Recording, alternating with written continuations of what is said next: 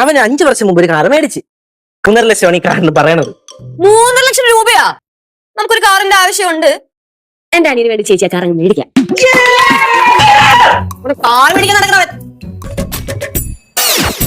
ചാവി ഞാൻ തരത്തില്ല. ആദ്യം നീ ഇങ്ങോട്ട് ഇറങ്ങാൻ. എനിക്ക് നിന്നോട് കുറച്ച് സംസാരിക്കാനുണ്ട്. പൊതുവഴിയാണ്. നിങ്ങൾ വെറുതെ നടക്കുന്ന പ്രശ്നം ഉണ്ടാക്കല്ലേ? നിങ്ങളുടെ പാട് നോക്കി പോ.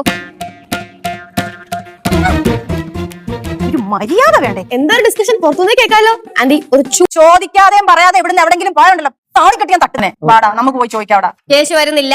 എന്തിനാണ് വെറുതെ അവര് ചൊറിയാൻ പോണത്? എടാ ഇവിടാനല്ല, വീഡിയോ പിടിക്കാനാ വന്നു. കണ്ടോ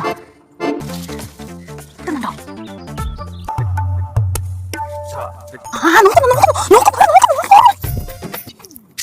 പ്രശ്നമായിടും ഒരു പ്രശ്നമില്ല. എനിക്ക് ആ വഴക്കിടുന്ന മൊത്തം ഞാൻ വീഡിയോ എടുത്തിട്ടുണ്ട്.